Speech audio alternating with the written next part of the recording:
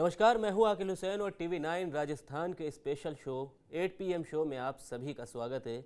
इस शो में हम बात करते हैं दिन भर की राजस्थान की बड़ी खबरों की और उनके साथ साथ सियासी गलियारों में क्या चर्चा चल रही है उसकी। तो आज की जो बड़ी खबर है, पहले एक बार उन पर नज़र डाल लेते हैं। देखिए, दरअसल दो चीज़ें आज राजस्थान में सबसे ज़्यादा चर्चा में रही। पहली तो बोरवेल वाली घटना जो बीते 2 दिनों से सुर्खियां बटोर रही है, क्योंकि इससे पहले दौसा, उससे पहले बाड़मेर और उससे पहले 5 और जगह जहां बोरवेल में या तो किसी की ज़िंदगी फंसी, जिनमें से ज़्यादातर मौत के मुंह में चले गए और कुछ उनमें से बच भी पाए। तो उसका भी आपको बताएंगे कि उस पर क्या अभी अपडेट चल रहा है, क्योंकि अब कोटपुतली से यह खबर सामने आई है जिसमें 3 साल की मासूम बच्ची बोरवेल में गिर गई और अभी तक के अपडेट के मुताबिक वो लगभग 170 फीट की गहराई में जा चुकी है, और जबकि वो बोरवेल 700 फीट गहरा लगभग बताया जा रहा है। बाकी अभी खुदाई चालू है, उसको रेस्क्यू करने के लिए हर मुमकिन कोशिश की जा रही है। डॉक्टर्स की टीम हो चाहे रेस्क्यू टीम हो, सब उस बच्ची को अभी फ़िलहाल बचाने की जुगत में लगे हैं, तो उस पर बात करेंगे। इसके अलावा दूसरी बड़ी खबर जो रही, जिस पर कांग्रेस भी बीजेपी को घेरती नजर आई, वो है कानून व्यवस्था। देखिए, भरतपुर के पास है डीग जिला। प्रदेश के डीग जिला वैसे कम चर्चाओं में रहता है, लेकिन आज जो वहाँ का एक वीडियो देखने के लिए मिला, उसके बाद से लगातार डीग की बात की जा रही है। भरतपुर से लगा हुआ एक जिला है और भरतपुर CM भजनलाल शर्मा का गृह जिला कहलाता है। और कानून व्यवस्था को लेकर अब कांग्रेस बीजेपी को घेरती नजर आ रही है, क्योंकि दिन दहाड़े चलती सड़क से एक 10वीं क्लास की लड़की को, जो कि नाबालिग है, उसको उठा लिया गया। और इस तरह उठाया गया कि या तो आपने फिल्मों में देखा होगा या फिर आजकल जैसे कि डिजिटल ज़िंदगी चल रही है, सोशल मीडिया का ज़माना है, तो रील्स वगैरह इस तरह की बनती हुई आपने देखी होगी, तो वो विजुअल भी आपको दिखाएंगे। लेकिन उससे भी बड़ी खबर जो सियासी गलियारों में चर्चा चल रही है, तो उसकी बात कर लेते हैं। वो है अशोक गहलोत और कांग्रेस को लेकर। देखिए, आपको पिछला साल याद होगा जब सचिन पायलट को महासचिव बना दिया गया था, और सचिन पायलट ने महासचिव बनने के बाद अपनी भूमिका भी निभाई है, काफ़ी योगदान उन्होंने अपनी पार्टी के लिए दिया, और अभी भी वो पूरी तरह वो खड़े पार्टी के साथ नज़र आते हैं। जहां वो चले जाते हैं वहीं कांग्रेस के कार्यकर्ता जुड़ जाते हैं, तमाम भीड़ नज़र आती है। चाहे वो जयपुर में अभी हाल ही में हुआ प्रदर्शन हो, उसमें लाठीचार्ज तक करना पड़ा पुलिस को और वाटर कैनन तक छोड़ना पड़ा। अब अशोक गहलोत को लेकर चर्चा है कि अशोक गहलोत को भी महासचिव फिर से बनाया जा सकता है। ये चर्चा दरअसल इसलिए भी है क्योंकि लगभग 5 साल से KC वेणुगोपाल महासचिव है, जो कि ऐसा कहा जा रहा है कि खुद चाहते हैं कि अब वो महासचिव का पद छोड़ दें और उनकी जगह कोई और इस जिम्मेदारी को संभाले। तो इससे पहले अशोक गहलोत को क्या क्या जिम्मेदारियां मिली और अशोक गहलोत का नाम क्यों चर्चा में है, इन सभी खबरों को लेकर एक बार बात करेंगे आज पुष्कर सर के साथ। तो सर, सबसे पहले अशोक गहलोत का नाम क्यों चर्चा में है और अशोक गहलोत को लेकर ऐसी क्यों संभावनाएं जताई जा रही है कि उन्हें बनाया जाएगा, जबकि KC वेणुगोपाल भी काफ़ी अच्छी अपनी जिम्मेदारी संभाल रहे हैं, तो वो क्यों हटना चाहते हैं? नहीं, वो आप थोड़ा इस तरीके से देख रहे हैं, राजस्थान के लिहाज से देख रहे हैं जी। KC वेणुगोपाल का 5 साल जो हो गए हैं। अब सबसे पहले वो 17 में महासचिव बनाए गए, फिर उनको ऑर्गेनाइजेशन जब केंद्र से संगठन से अशोक गहलोत को जयपुर जाना पड़ा, जब बढ़िया जीत के आए 18 में। जी। तो उस समय खैर सचिन पायलट का आपको पता ही है क्या रोल था जी। और वो क्या हुआ ये छुपा नहीं है जी। अब आप थोड़ा टाइमलाइन को इस पे नज़र डालिए। KC वेणुगोपाल जब ऑर्गेनाइजेशन के संगठन के बनाए गए, उस वक्त गांधी परिवार के लिए अशोक गहलोत बहुत इम्पोर्टेंट थे जी। उस समय। मतलब गांधी परिवार के सबसे लॉयलिस्ट लोगों में अगर कोई गिना जाएगा तो वो अशोक गहलोत गिने जाएंगे। इस टाइमलाइन को याद रखिएगा। लेकिन क्या होता है, जब अशोक गहलोत फिर 2020 में सचिन पायलट बगावत कर चुके होते हैं और KC वेणुगोपाल को 2020 में अशोक गहलोत राज्यसभा ले आते हैं राजस्थान से। कहानी यहाँ से शुरू हुई जी। फिर KC वेणुगोपाल अपना काम करते रह रहे हैं, राहुल गांधी का अप्स एंड डाउन्स, लेकिन संगठन के तौर पर वहां पर खेल ये होता है कि अशोक गहलोत को जब 2022 में सितंबर में कांग्रेस अध्यक्ष बनना बिल्कुल ऐसा हो गया था, अब कार्ड्स पे है, और वो माफ़ी मांग लेते हैं बाहर निकल के 10 जनपद से कि मुझे माफ़ कीजिए, और वहीं से मतलब ये कांग्रेस के लिए या कहें गांधी परिवार के लिए इतना बड़ा झटका था कि वो समझ नहीं पाए जी। वहीं से सारा खेल, इधर इन लोगों की दोस्ती अच्छी चल रही थी, अशोक गहलोत और केसी वेणुगोपाल की। अब लेकिन कांग्रेस में अंदर से आवाज उठी है कि अब भाई 5 साल से ज़्यादा संगठन महासचिव के पद पर, सबसे पावरफुल पोस्ट होती है प्रेसिडेंट इंडियन नेशनल कांग्रेस के, और कुछ चीज़ें खड़गे जी के साथ भी केसी वेणुगोपाल की बन नहीं पा रही हैं। केसी वेणुगोपाल मतलब अपनी पूरी एक ताकत बन कर उभरे हैं, जो सीधे सोनिया गांधी से बात कर लेते हैं, राहुल गांधी से कोई मिल ही नहीं सकता है बिना केसी वेणुगोपाल के। और नॉर्थ इंडिया के कई नेताओं ने इस बात की शिकायत करी, लेकिन वो सुनी नहीं गई। एक बार फिर वो चाह रहे हैं कि अगर मुझे हटाया जाए जी, तो इस कुर्सी पे अशोक गहलोत बैठेंगे तो उनका अपना रुआब रहेगा, अपना जो उनके साथ समीकरण कहते हैं, सियासी समीकरण बैठेंगे। लेकिन इसमें सबसे बड़ी अड़चन मैं आपको बता दूं, अखिल सोशल मीडिया पर कुछ भी चले जी, लेकिन ऑर्गेनाइजेशनल जनरल सेक्रेटरी वही बनेगा जो गांधी परिवार का लॉयल होगा, और ये ताजा लॉयल्टी इनके साथ धोखे में देखने को मिली है।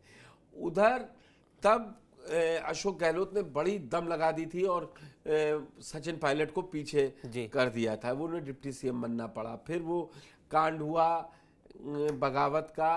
अब लेकिन हैसियत इनकी ज्यादा है अशोक गहलोत की, नहीं सचिन पायलट जी, की, जो गांधी परिवार से नजदीकी की बात मैं कर जी। रहा हूँ। अब वो गांधी परिवार से, आप कहेंगे कि उनको अमेठी रायबरेली भी भेजा इनको, लेकिन आप प्रॉक्सिमिटी समझिए ना।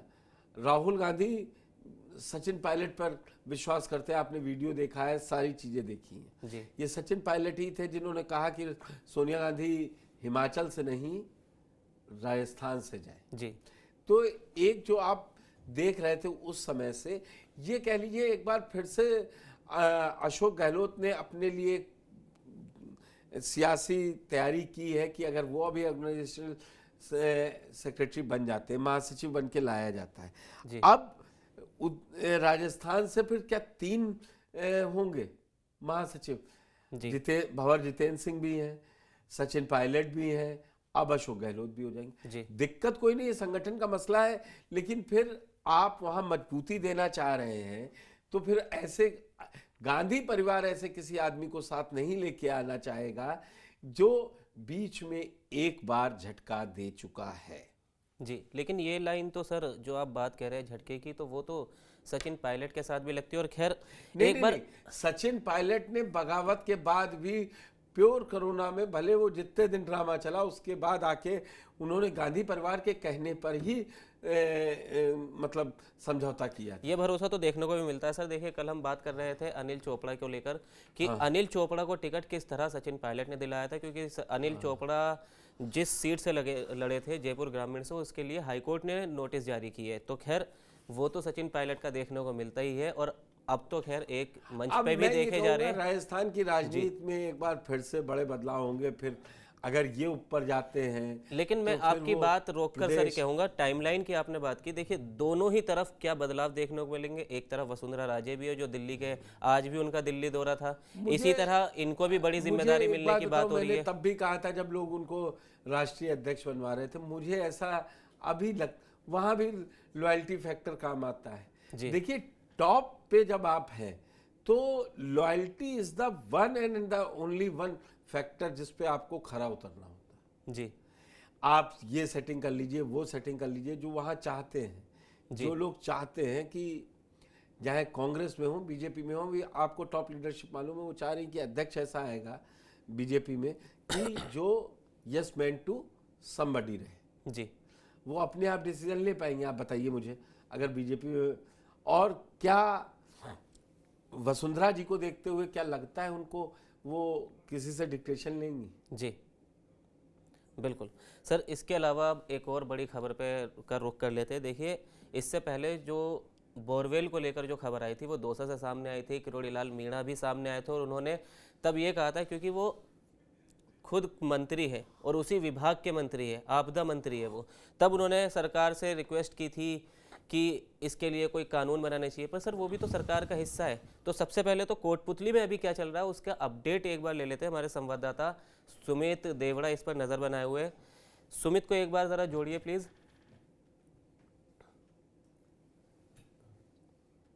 जी सुमित, आवाज़ आ रही है आपको? जी अखिल। सुमित, अभी तक का कोटपुतली को लेकर क्या अपडेट है? ज़रा एक बार पहले अपडेट दीजिए, फिर इस चर्चा को आगे बढ़ाएंगे पुष्कर सर के साथ। देखिए, जो कोटपुतली में 3 वर्षीय जो बालिका है चेतना, उसे अभी तक रेस्क्यू नहीं किया जा सका है। हालांकि ऐसा दावा किया जा रहा था आज सुबह कि चेतना को जो है जल्दी बाहर निकाल लिया जाएगा, लेकिन जी पहले तो जो कल जब दोपहर की घटना है, जब चेतना बोरवेल में गिर गई थी, उसके बाद में लगातार जो है रेस्क्यू टीम प्रयास कर रही थी। सबसे पहले मेडिकल टीम के द्वारा जो है ऑक्सीजन नीचे पहुंचाया गया, ताकि ऑक्सीजन जो है, ऑक्सीजन लेवल जो है नीचे कम हो जाता है। ये बताया जा रहा है करीब 150 फीट जो है वो नीचे, वो बोरवेल के नीचे चली गई थी। इसके बाद में पाइप द्वारा उसे ऑक्सीजन पहुंचाया गया। इसके बाद में करीब 5 बजे जो है रेस्क्यू ऑपरेशन शुरू किया गया। देखिए, ये 2 बजे की घटना है और 5 बजे जो है रेस्क्यू ऑपरेशन शुरू होता है। इसके बाद में जो है हर तरह के जुगाड़ जो है एनडीआरएफ द्वारा लगाए जाते हैं, लेकिन रात भर रेस्क्यू ऑपरेशन चलने के बाद में भी जो है रेस्क्यू नहीं कराया जाता और बच्ची को 1 फीट भी ऊपर नहीं खींचा जाता है। इसके बाद में जो है देसी जुगाड़ की बारी आती है कि देसी जुगाड़ अपनाया जाएगा। एक एल बैंड का हुक होता है जो अपनाया जाता है, और शुरू से ही, क्योंकि ये घटनाएं बहुत बार होती आई है राजस्थान में, पानी की कमी है, इसके लिए बोरवेल खुदते आए, हर खेत में जो है बोरवेल खुदाई होती है और कई फीट गहरे तक जी होती है। देखिए, वाटर लेवल भी जो है धीरे धीरे नीचे जाता जा रहा है, तो ये 1000 फीट तक भी जाता है, 700 फीट तक भी जाता है। तो ऐसे में देसी जुगाड़ है जो ट्रैक्टर के पीछे बांधकर एक हुक नीचे डाला जाता है जो एल बैंड का होता है। वो बच्चों के लिए सुरक्षित नहीं होता है और उसको अंदर जब डाला जाता है तो ऐसा माना जाता है कि बच्चों को चोट भी पहुंच सकती है। इसके लिए जो है आज सुबह जब देसी जुगाड़ की सोचा गया तो उसके लिए परिवार की परमिशन ली गई प्रशासन द्वारा कि अगर कुछ भी बच्ची को होता है तो जो जी परिवार है वो प्रशासन पर आरोप नहीं लगाएगा। इसके बाद में परिवार की परमिशन लेने के बाद में जो है हुक नीचे डाला गया, उसके नीचे खींचा गया। देखिए, कुछ फीट ऊपर जरूर खींचा गया। देखिए, धीरे धीरे जो है इसको एक एक फीट, एक एक सूत जो है बच्ची को ऊपर खींचा जाता है हुक में फंसाकर, क्योंकि एकदम से इसे बाहर नहीं निकाला जा सकता। लेकिन कुछ ऊपर खींचने के बाद ही जो है एक कैमरा अंदर डाला गया था वो खराब हो गया, उसमें विजिबिलिटी जो है खत्म हो गई। तो ऐसे में फिर कैमरा खराब होने के फिर रेस्क्यू ऑपरेशन रोका गया। दोपहर जी 2 बजे जब 24 घंटे हो गए थे, फिर से रेस्क्यू ऑपरेशन शुरू किया गया दूसरा कैमरा डालकर। लेकिन फिर भी अभी तक भी हुक फंसाकर उसके जो बच्ची को है वो अभी तक ऊपर नहीं खींचा जा सकता है। ये 5 से 6 जो है अटेम्प्ट हो चुके हैं, लेकिन देसी जुगाड़ भी अभी फेल हो चुका है। देखिए, जी इसमें कई तरह के सवाल उठ रहे हैं, क्योंकि ये जी मिट्टी गीली है, जहाँ बच्ची फंसी है वहाँ नीचे दलदल भी है, बच्ची की जो जान को भी खतरा है और बच्ची सुरक्षित बाहर आए, हम भी चाहते हैं, पूरा देश चाह रहा है। लेकिन इस तरह की घटना जो है बार बार सामने आना, कई तरह के सवाल उठते हैं। और इस तरह की घटना के लिए कोई योजना क्यों नहीं बनाई जा रही है, किस तरह से इस योजना को किया जाए, और पास ही जो है बोरवेल के पास खुदाई क्यों नहीं शुरू की गई जब पता ही चल गया था। हो सकता है इस पास से खुदाई करके इस बच्ची को बचाया जा सकता था। तो कई तरह के सवाल है अखिल जी। जी सुमित, क्या अभी किरोड़ीलाल मीणा को लेकर कोई अपडेट है? क्योंकि दौसा में वो बहुत जल्दी ही पहुंच गए थे और उनका वो कहीं ना कहीं क्षेत्र भी लगता है, लेकिन वो क्योंकि आपदा प्रबंधन मंत्री है, तो क्या अभी कोटपुतली में ऐसी कोई खबर है कि किरोड़ीलाल मीणा जल्दी आ रहे हैं या आ सकते हैं? देखिए, जब हम ये रिकॉर्ड कर रहे हैं तब तक तो इस बात की सूचना नहीं है कि किरोड़ीलाल मीणा जो है वहां पहुंचे हैं या किसी जी तरह के कोई बयान जो है वो सामने आया है। हालांकि देखिए, कई मंत्री जो जनप्रतिनिधि है जयपुर, क्योंकि कोटपुतली जो है राजधानी के पास ही है और ज्यादा दूरी पर नहीं है, तो ऐसे में कई मंत्री जो है, कई विधायक क्षेत्र के विधायक भी वहां पहुंचे हैं और घटना की जानकारी ले रहे हैं। देखिए इसके लिए जो है जरूरी इंतजामात जो है किए जा रहे हैं। एनडीआरएफ और पुलिस की टीम है, बाहर जो है एम्बुलेंस खड़ी रख रखी है कि जब भी बच्चे को बाहर निकाला जाएगा तुरंत अस्पताल ले जाया जा सके प्राथमिक उपचार के जी बाद में। लेकिन अब बच्ची कब बाहर आ पाती है ये देखने वाली बात होगी। चलिए जी वो एक सेकंड सुमित, ये कह रहे हैं कि वहां पर अभी मशीन नहीं पहुंच पाई, ऐसा उनके दादा दादी का कहना है। और जो देसी जुगाड़ आप बता रहे थे हुक से डालकर निकालने का, वो 120 फीट तक ऊपर आ पाई, 30 फीट जैसा आप बता रहे थे, उसके बाद अब वो भी फेल हो गया है और मशीनें नहीं पहुंच पाई। लास्ट अपडेट ऐसा कुछ है क्या?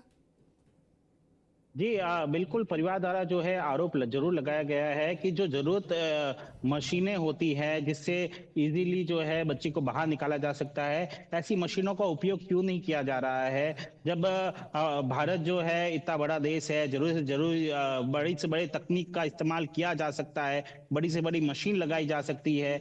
तो ऐसे में जब राजधानी के पास होने ठीक है। और सुमित, आप इस खबर पर नजर बनाए रखिए।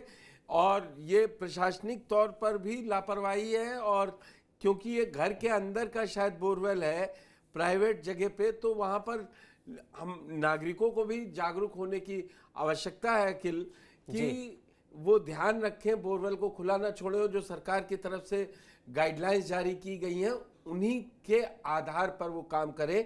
तो एक बार एक और बच्ची गई है, लेकिन ये काम है जो उस जिले के लोग हैं कोटपुतली के, तो उनको ये ध्यान रखना चाहिए था कि कहाँ अगर बोरवेल खुद रहा है, कोई ऐसा थोड़ी ना कि कहीं पहाड़ों में, अगर शहर सर ये में, कोई पहली बार नहीं है, इससे पहले भी ऐसे कई मामले आ चुके हैं। अगर इस महीने की बात करें तो 2 और साल की बात करें तो 7, ये 7वां ऐसा कैसे। देखिए ग्राफिक्स के जरिए एक बार दिखा भी देते हैं कि कितने अब तक ऐसे मामले आ चुके हैं और कौन कौन से महीने में। और उसके बाद सुप्रीम कोर्ट की तरफ से इस पर पहले निर्देश भी आ चुका है कि देखिए फरवरी 2024 में सवाई माधोपुर, उसके बाद 2024 में सीकर जिसमें तब भी एक बच्ची गिरी थी। इसके बाद आई सितंबर 2024, तो इसमें दौसा में 20 फीट की गहराई में एक बच्ची फंस गई थी। इसके बाद नवंबर 2024 जिसमें बाड़मेर से एक मामला सामने आया था। और अभी इसी महीने की बात कर लें दिसंबर 2024 की, तो इसमें भी पहुंचा था, इसमें भी एक बच्चा फंस गया था जिसकी बड़ी मतलब दुख भरी खबर भी सामने आई कि उस बच्चे का वहां देहांत हो गया था फंसने के बाद। और अभी इस बच्ची की भी अगर बात करें तो ये बच्ची भी काफी गहराई में जा चुकी है। 150 फीट नीचे गिरी है, 120 कहीं ना कहीं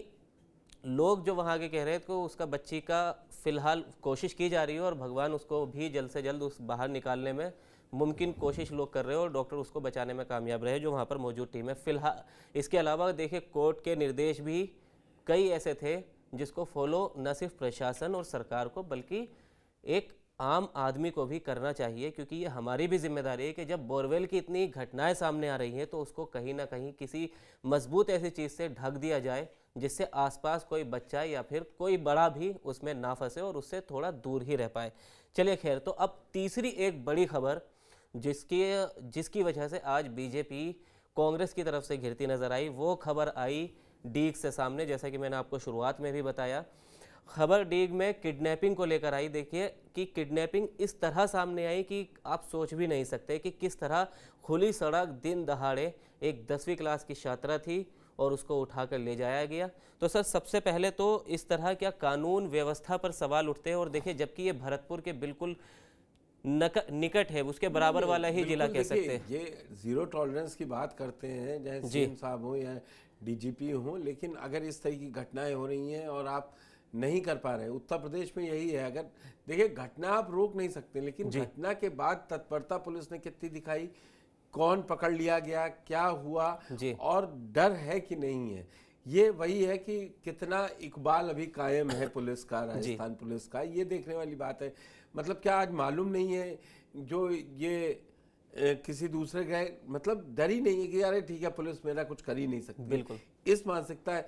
एक यहाँ पे कड़ा अगर रिजल्ट निकाल के दिखाएं कि अपराधियों को पहचान करके उनको गिरफ्तार करके, और जिस तरीके से आपने देखा होगा उत्तर प्रदेश में सीएम योगी किस तरीके से कहते हैं जी कि छूटेगा नहीं, कोई अपराधी नहीं छूटेगा, इस चौराहे पे बदतमीजी करेगा तो अगले दूसरे चौराहे पे धर लिया जाएगा।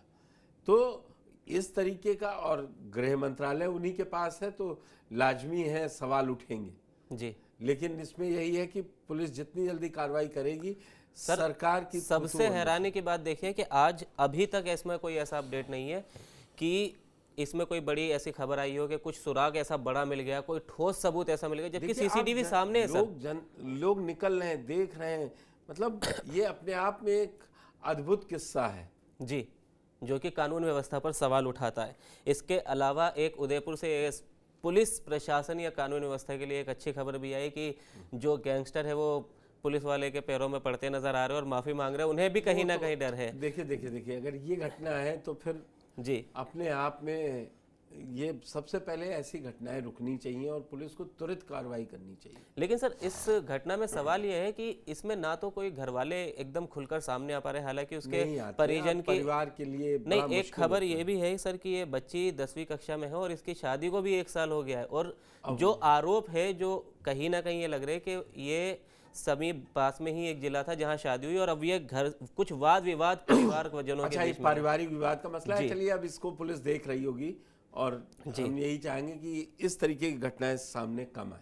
चलिए खैर, तो फिलहाल अब अशोक गहलोत को देखिए कोई बड़ी जिम्मेदारी मिलेगी या नहीं, ये तो आने वाले वक्त में ही पता चलेगा। और वही हमने वसुंधरा राजे को भी लेकर बात की। देखिए आज भी उनका दिल्ली का दूसरा दौरा था, जब क्योंकि अभी हाल ही में प्रधानमंत्री नरेंद्र मोदी से वसुंधरा राजे मिलकर गई और उस मुलाकात के बाद सवाल ज़्यादा इसलिए उठे क्योंकि प्रभारी राधा मोहन दास अग्रवाल ने वसुंधरा राजे को बधाई और शुभकामनाएं दे दी थी। तो किस बात की शुभकामनाएं उन्होंने दी थी और क्या उसी के कन्फर्मेशन के लिए आज वसुंधरा राजे दिल्ली पहुंची थी, ये सब बातें आने वाले वक्त में ही पता चल लग पाएगी और अशोक गहलोत को लेकर भी क्या बड़ा अपडेट नज़र आएगा। लेकिन फिलहाल आज के इस शो में इतना ही। बाकी एक बार कल फिर आपके सामने हाजिर होंगे नई सियासी और गैर सियासी चर्चा के साथ। फिलहाल के लिए दीजिए हमें इजाज़त। शुक्रिया।